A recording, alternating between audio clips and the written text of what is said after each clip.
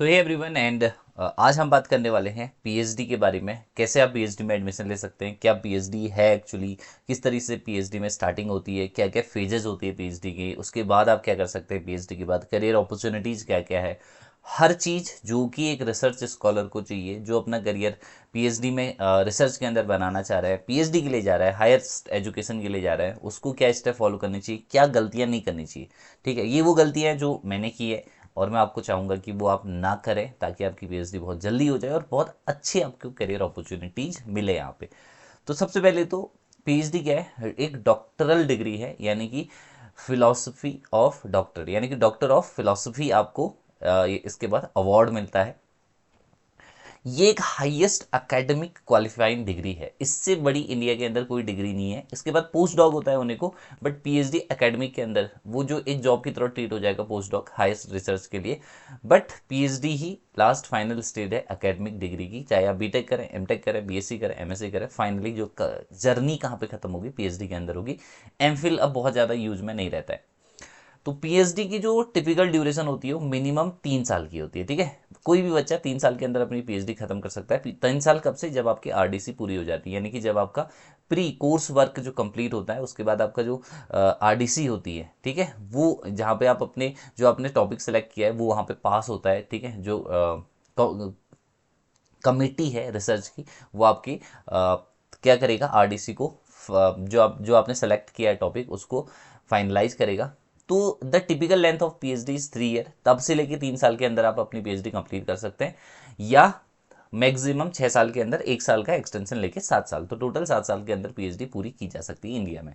ठीक है, तो पीएचडी जब कोई स्टूडेंट करता है तो सबसे पहला फेज है एडमिशन लेना। तो एडमिशन आप कैसे ले सकते हैं, देखिए क्वालिफिकेशन क्या होती है पीएचडी के लिए। जनरली क्वालिफिकेशन नेट, गेट या जितनी भी स्टेट यूनिवर्सिटी होती है, यूजीसी की गाइडलाइन के हिसाब से पीएचडी करने के लिए जो मिनिमम क्राइटेरिया होना चाहिए, वो किसी भी स्टूडेंट के, जनरल कैंडिडेट अगर है तो 55%, एससी एसटी के लिए जो ये परसेंटेज क्राइटेरिया है वो 50% होना चाहिए। तब जाके आप क्या कर सकते हो, किसी भी यूनिवर्सिटी से पीएचडी कर सकते हो। कहाँ कहाँ से पीएचडी कर सकते हैं सर, देखिए आप आईआईटी से कर सकते हो, एनआईटी से कर सकते हो, रिसर्च इंस्टीट्यूट से कर सकते हो, या स्टेट यूनिवर्सिटी से कर सकते हो, सेंट्रल यूनिवर्सिटी से कर सकते हो अपनी पीएचडी की डिग्री को पूरा। इसके लिए नेट जेआरएफ का एग्जाम आपको देना होता है, या गेट का एग्जाम आप क्वालिफाई कर ले, उसके थ्रू भी पीएचडी कर सकते हो, या सीयूईटी अलग से पीएचडी के लिए एंट्रेंस कराती है, वो कर सकते हो, या पर्टिकुलर हर एक यूनिवर्सिटी, गवर्नमेंट हो या प्राइवेट, जो यूनिवर्सिटी है अपनी रिसर्च के लिए अलग से एंट्रेंस कराती है, उसको क्वालिफाई करने के बाद जहाँ पे मिनिमम 50% क्वालिफाइंग मार्क्स रहते हैं, उसको आप कंप्लीट करने के बाद क्या कर सकते हैं, पीएचडी में एनरोल हो सकते हैं। ठीक है, तो पीएचडी के जो एंट्रेंस पेपर होता है पीएचडी के लिए, उसमें बेसिकली सब्जेक्ट ही पूछा जाता है जहां तक है। मैक्सिमम जगहों पे, कहीं कहीं पे रिसर्च मेथडोलॉजी भी पूछी जाती है, बट मैक्सिमम जो वेटेज रहता है वो सब्जेक्ट का रहता है। तो अगर आप फिजिक्स में करना चाह रहे हैं, केमिस्ट्री में करना चाह रहे हैं, बायोटेक में करना चाह रहे हैं, मैथ्स के अंदर करना चाह रहे हैं, हिस्ट्री के अंदर करना चाह रहे हैं, ज्योग्राफी के अंदर करना चाह रहे हैं, जो भी सब्जेक्ट में आप पीएचडी करना चाह रहे हैं, उस सब्जेक्ट को चूज करो और उसके लिए प्रिपरेशन करो और अपना एग्जाम उससे क्वालिफाई करो। तो पीएचडी का एग्जाम आपने मान लीजिए क्वालिफाई कर लिया, एंट्रेंस क्वालिफाई कर लिया, तो फिर उसके बाद स्क्रीनिंग होती है। स्क्रीनिंग मतलब आपको गाइड जो है, यूनिवर्सिटी जो है आपको एक गाइड, एक सुपरवाइजर प्रोवाइड करती है। ठीक है, सबसे पहली बात स्टार्टिंग बता रहा हूँ, तो आपको एक सुपरवाइजर प्रोवाइड होगा। सुपरवाइजर चूज करने की आपके पास फैसिलिटी होती है। अगर आप किसी अच्छे प्रोफेसर को जानते हैं, फील्ड में बहुत अच्छा वर्क करता है वो, तो उससे आप कांटेक्ट में होके उसको एज ए सुपरवाइजर चूज कर सकते हैं। ये लिबर्टी है स्टूडेंट के पास कि वो अपना सुपरवाइजर गाइड चूज कर सकता है। अगर आप खुद से चूज नहीं कर सकते तो यूनिवर्सिटी या जो कॉलेजेस है वो आपको खुद से एक रिसर्च गाइड प्रोवाइड करेगी, रिसर्च इंस्टीट्यूट आपको खुद से गाइड प्रोवाइड करेगा, सुपरवाइजर प्रोवाइड करेगा। ठीक है, आप उसके अंडर पीएचडी कर सकते हैं। समझ गए, तो इतनी काम होगी। फिर आपको फर्स्ट ईयर के अंदर क्या करना होता है, 1 ईयर या 6 मंथ का, बहुत सारी जगह 1 ईयर का होता है, बहुत सारी जगह 6 मंथ का होता है, कोर्स वर्क होता है स्टार्टिंग में। ठीक है, तो कोर्स वर्क में आपको रिसर्च मेथडोलॉजी सिखाई जाती है। रिसर्च मेथडोलॉजी के अंदर टूल्स, रिसर्च मेथड्स, ठीक है, कैसे रिसर्च ग्राफ कैसे ड्रॉ करते हैं, सारी चीज़ें जो भी रिसर्च में आपको काम आने वाली चीज़ें हैं वो सब कहाँ पे सिखाया जाता है, कोर्स वर्क के अंदर सिखाया जाता है। कोर्स वर्क कंप्लीट होने के बाद कोर्स वर्क जो आपने किया है उसके बाद एक आपका पेपर होता है कोर्स वर्क के लिए, है ना, 6 मंथ या 1 ईयर के बाद पेपर होगा, उसको क्वालिफाई करना बहुत जरूरी है। वो जस्ट क्वालिफाइंग मोड का होता है, उसमें रिसर्च मैथोलॉजी और सब्जेक्ट थोड़ा बहुत पूछा जाता है। उसको जब आप क्वालिफाई कर लेते हैं तो आपको पीएचडी में एनरोल किया जाता है। ठीक है, पीएचडी के लिए आप क्या हो जाते हैं, वहां पे एनरोल हो जाते हैं। इससे पहले आरडीसी होती है। आरडीसी में देखो, रिसर्च से जब आप स्टार्ट करोगे, अपने गाइड से, अपने सुपरवाइजर से आप कम्युनिकेट करोगे, तो दोनों म्यूचुअली सब्जेक्ट चूज करते हैं। पहली बात ध्यान रखिए, सब्जेक्ट, एक आप अपना टॉपिक चूज करोगे जिस टॉपिक के अंदर आपको रिसर्च करनी है। जैसे आपको सॉलिड स्टेट फिजिक्स में किसी क्रिस्टल के ऊपर रिसर्च करनी है, या केमिस्ट्री के अंदर कोई पर्टिकुलर ऑर्गेनिक कंपाउंड है उस पर रिसर्च करनी है, या किसी मशीन पर रिसर्च करनी है। जिस भी स्टूडेंट को जहाँ पे भी जिस भी सब्जेक्ट के अंदर रिसर्च करनी है, जिस, है ना, फिजिक्स के अंदर जैसे आपने सोलर फिजिक्स में रिसर्च करनी है तो आपने एक टॉपिक चूज किया, उस टॉपिक को आप अपने गाइड के साथ डिस्कस कीजिए। देखिए, टॉपिक चूज करना एक बहुत बहुत बहुत बड़ा स्टेप है, मतलब सबसे अच्छा स्टेप है, सबसे स्टार्टिंग स्टेप है। अगर ये स्टेप गलत हो गया तो सारे स्टेप गलत होते जाएंगे। तो यार जब टॉपिक चूज करो ना, तो क्या करना है, पूरी रिसर्च करनी है। उससे पहले बहुत सारे पेपर को रिव्यू करना है, पढ़ने हैं, ठीक है, फिर जाके फाइनल स्टेप में समझना है। देखो, टॉपिक चूज करने के लिए सबसे पहली बात, आपके पास टॉपिक से रिलेटेड भरपूर मटेरियल आपको मिल जाए। अगर आप थ्योरेटिकल में करना चाह रहे हैं या अगर आप एक्सपेरिमेंटल में करना चाह रहे हैं, उस टॉपिक जो आप टॉपिक सेलेक्ट कर रहे हैं उसके रिगार्डिंग आप रिसर्च कर सकते हैं। ये ध्यान रखना है टॉपिक सेलेक्ट करते वक्त।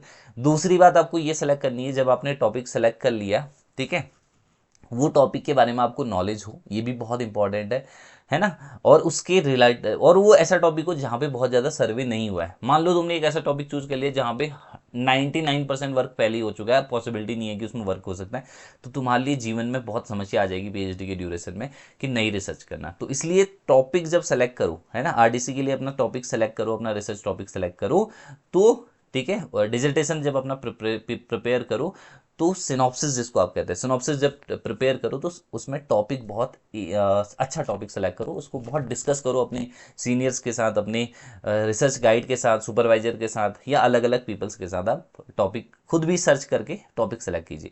जब आप टॉपिक सेलेक्ट कर लेंगे तो आपकी सिनॉप्सिस होगी, यानी कि आरडीसी होगी, जिसके अंदर आपको टॉपिक आपका पास होगा, कम्युनिटी आपके टॉपिक को पास करेगी कि ठीक है, इस टॉपिक के अंदर आप रिसर्च कर सकते हो। फिर कोर्स वर्क होगा, कोर्स वर्क के बाद पेपर होंगे, उसको क्वालिफाई करने के बाद अब आप पीएचडी करना स्टार्ट कर सकते हो। आरडीसी के बाद आपका ईयर्स गिने जाएंगे, है ना। तो आपने फर्स्ट ईयर में पीएचडी के कोर्स वर्क में चले जाता है, सेकंड ईयर से आपने वर्क करना स्टार्ट किया, तो carrying out the literature review, ये पहला स्टेप है।